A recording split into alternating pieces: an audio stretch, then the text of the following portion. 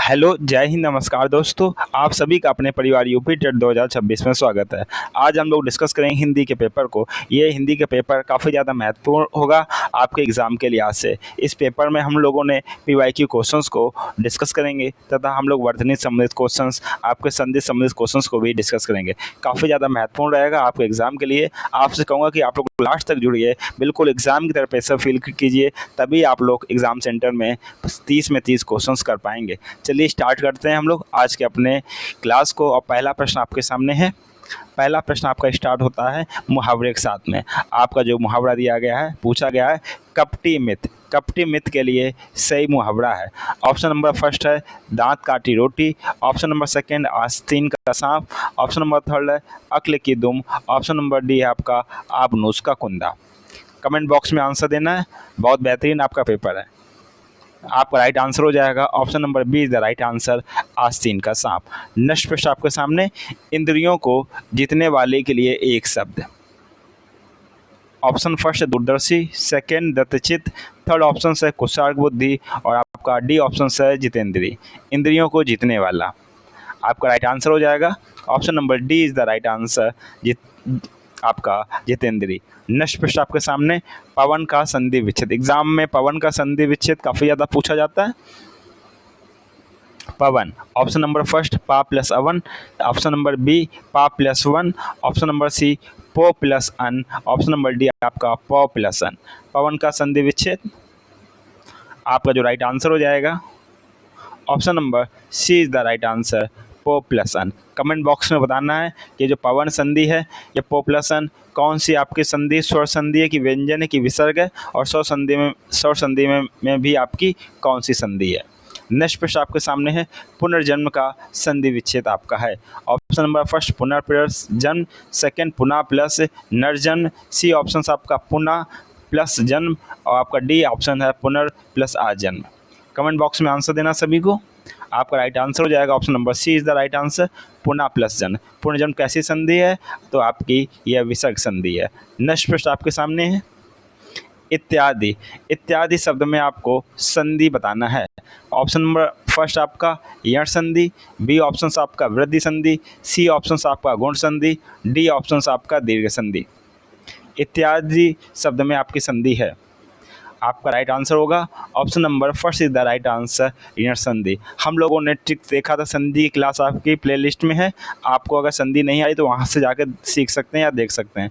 उसमें हमने बताया था कि आपका जो ऋण संधि है या रा लावा आपका आता है, उससे पहले आपका आधा वर्ण आएगा। क्या आएगा? आधा वर्ण आएगा।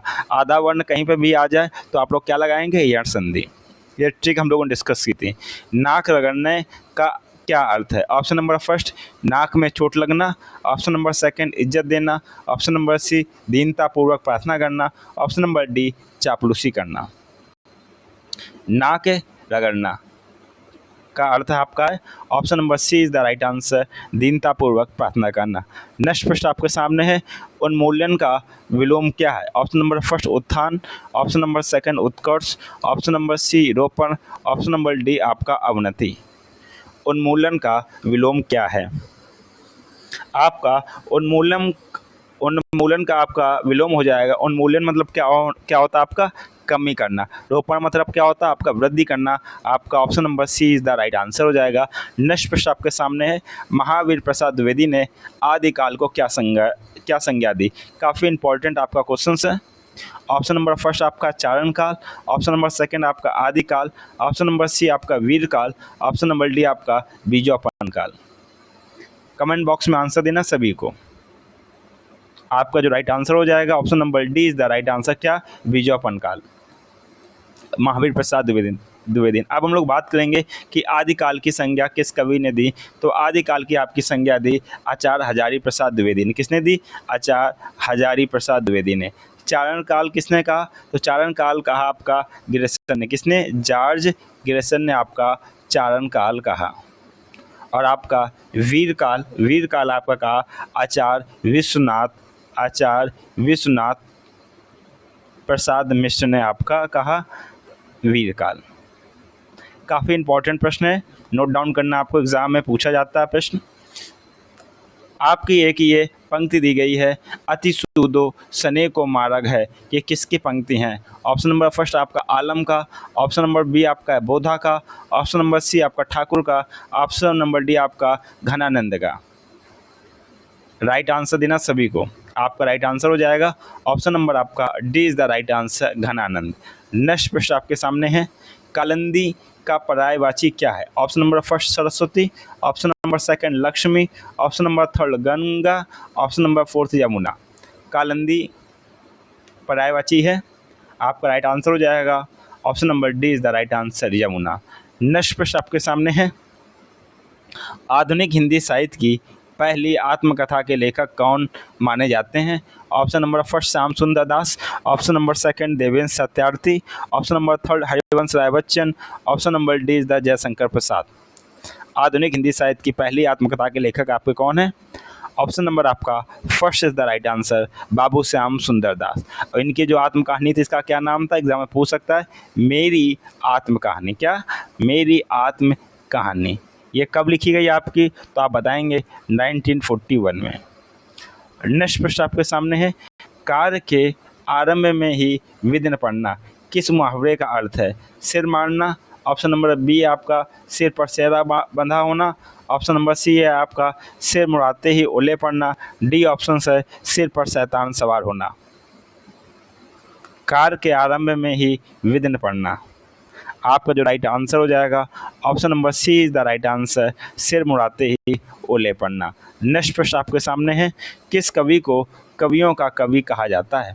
ऑप्शन नंबर फर्स्ट आपका है Dharmvir Bharati, option number B आपका Shamsher Bahadur Singh, option number D आपका है सर्वेश्वर दयाल सक्सेना, और ऑप्शन नंबर सी आप मान लीजिए हजारी प्रसाद द्विवेदी। हजारी प्रसाद द्विवेदी आपको राइट आंसर देना है। आपका राइट आंसर हो जाएगा, कवियों का कवि कहा जाता है आपका option number B is the right answer, Shamsher Bahadur Singh. Next प्रश्न आपके सामने है, दशरथ, क्या एक पंक्ति दी गई आपको बताना है, दशरथ सुत त्यों लोक बखाना, राम नाम का मरम है आना, किस रचनाकार की पंक्ति है? ऑप्शन नंबर फर्स्ट आपके तुलसीदास की है, बी ऑप्शन आपका कबीरदास, सी ऑप्शन आपका केशवदास, डी ऑप्शन आपका सूरदास। राइट आंसर का जवाब देना सभी को। आपका राइट आंसर हो जाएगा option number B is the right answer, Kabirdas.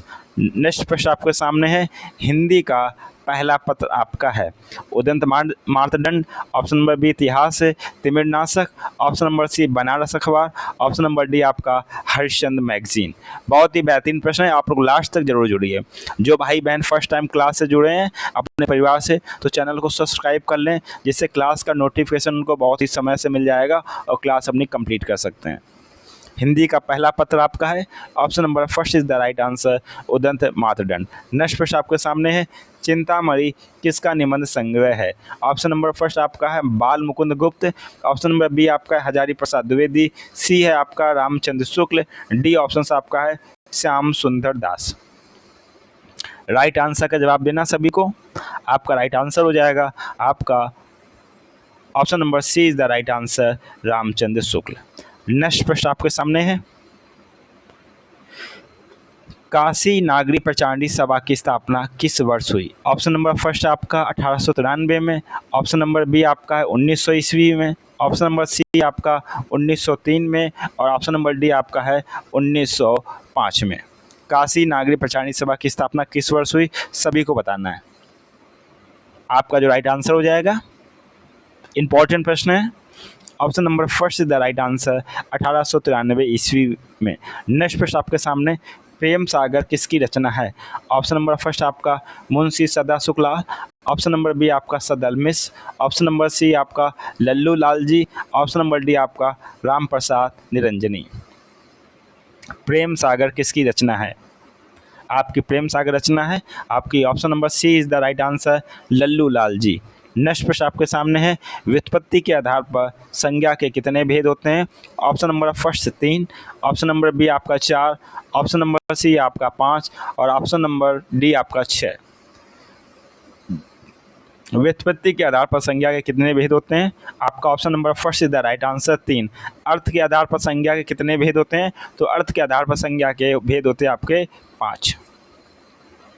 Next प्रश्न आपके सामने है, हिंदी के शब्दों का लिंग निर्धारण किसके आधार पर होता है? ऑप्शन नंबर फर्स्ट आपका प्रत्यय के आधार पर, ऑप्शन नंबर सेकंड आपका संज्ञा के आधार पर, ऑप्शन नंबर सी आपका क्रिया के आधार पर, ऑप्शन नंबर डी आपका सर्वनाम के आधार पर। कमेंट बॉक्स में आंसर देना सभी को। हिंदी के शब्दों का लिंग निर्धारण किसके आधार पर होता है आपका? तो आपका हो जाएगा option number B is the right answer, संज्ञा के आधार पर। नेक्स्ट प्रश्न आपके सामने है, कारक के कितने भेद होते हैं? ऑप्शन नंबर फर्स्ट आपका 7, ऑप्शन नंबर बी आपका 8, ऑप्शन नंबर सी आपका 9, ऑप्शन नंबर डी आपका 10। कारक के कितने भेद होते हैं बताना है आपको। आपका राइट आंसर हो जाएगा, कारक के आपके भेद होते हैं, option number B is the right answer, 8 होते हैं। हिंदी का आपका पेपर है तो आपको हिंदी में बताने कारक के कितने भेद। नेक्स्ट प्रश्न आपके सामने, घा का उच्चारण स्थान आपको बताना है। ऑप्शन नंबर फर्स्ट आपका मूर्धा, ऑप्शन नंबर बी आपका कंठ, ऑप्शन नंबर सी आपका तालु, ऑप्शन नंबर डी आपका दंत। घा का उच्चारण स्थान आपका क्या होगा बताना कमेंट बॉक्स में। घा का उच्चारण स्थान आपका हो जाएगा कंठ, option number B is the right answer. Next प्रश्न आपके सामने, आपसे पूछा गया है छा वर्ण किसके योग से बना है? आपको मालूम होना चाहिए छा वर्ण आपका कैसा है, आपका संयुक्त वर्ण है। कैसा? संयुक्त वर्ण, मतलब दो वर्णों के से मिलकर बना है। फर्स्ट ऑप्शन से आपका का प्लस शा, ये रा लगी नीचे। बी ऑप्शन से आपका का प्लस शाह, सी ऑप्शन से आपका का प्लस छा, और डी ऑप्शन से आपका का प्लस सा। आपका राइट आंसर हो जाएगा, छा वर्ण किसके योग से बना है? Option number first is the right answer. Next प्रश्न आपके सामने है, शुद्ध वर्तनी का आपको चयन करना है। आपकी वर्तनी को शुद्ध का चयन करना है। आपके सामने 4 ऑप्शंस हैं, इसमें आपका शब्द लिखा गया आपका अस्पष्टता। आपको बताना है कौन से विकल्प में आपका सही वर्तनी है। आपका जो ये आपका फर्स्ट ऑप्शन है, इसमें ये वाली राह है आपकी तिरछी वाली। आपको बताना है कौन सा ऑप्शन आपका सही है। आपका जो राइट आंसर हो जाएगा, option number C is the right answer, बिल्कुल सही लिखा है, अस्पष्टता।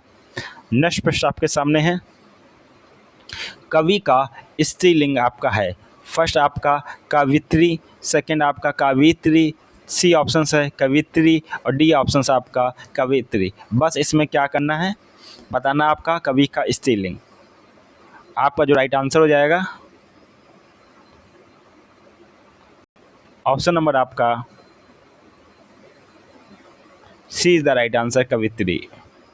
नेक्स्ट प्रश्न आपके सामने है, आपको तरनी का पर्यायवाची शब्द आपको बताना है। ऑप्शन नंबर फर्स्ट आपका सुर, ऑप्शन नंबर सेकंड आपका नाम, सी ऑप्शन आपका युवती, डी ऑप्शन आपका नदी। तरनी का पर्यायवाची शब्द, आपका राइट आंसर हो जाएगा, तरनी का पर्यायवाची शब्द आपका है सुर। ऑप्शन नंबर आपका फर्स्ट राइट आंसर हो जाएगा। मीन का पर्यायवाची शब्द क्या होगा? आपका सिकी होगा। बी ऑप्शन आपका सापक, सी ऑप्शन आपका विभावरी, डी ऑप्शन आपका मृत्यस। मीन का पर्यायवाची शब्द, आपका राइट आंसर होगा option number D is the right answer, मृत्यस। नेक्स्ट प्रश्न आपके सामने, दिए गए शब्दों में भिन्न अर्थ वाला शब्द है आपका। ऑप्शन नंबर फर्स्ट आपका आत्मजा, ऑप्शन नंबर बी आपका नंदिनी, ऑप्शन नंबर सी आपका भार्या, ऑप्शन नंबर डी आपका है कन्या। भिन्न शब्द मतलब 3 शब्द एक सामान्य अर्थ को डिनोट कर रहे होंगे और एक शब्द आपका किसी दूसरे शब्द को डिनोट कर रहा होगा, आपको बताना है। आत्मजा मतलब भी पुत्री होता है, नंदिनी मतलब पुत्री, कन्या भी पुत्री, भार्या मतलब क्या? पत्नी। ऑप्शन नंबर सी आपका राइट आंसर हो जाएगा। नेक्स्ट प्रश्न आपके सामने है। नेक्स्ट प्रश्न में पूछा गया अनुपम का पर्यायवाची शब्द। फर्स्ट ऑप्शन आपका स्वर्गीय, बी ऑप्शन आपका लौकिक, सी ऑप्शन आपका पार्थिव, डी ऑप्शन आपका आदित्य। अनुपम, अनुपम मतलब जिसकी तुलना ना की जा सके, तो आपका क्या होगा? आपका option number D is the right answer, Aditya. Next प्रश्न आपके सामने, कान का कच्चा होने का अर्थ है कम सुनना, बी ऑप्शन आपका सुनी बात पर विश्वास करना, सी ऑप्शन से दूसरे की बात मानना, डी ऑप्शन है कान का कमज़ोर होना।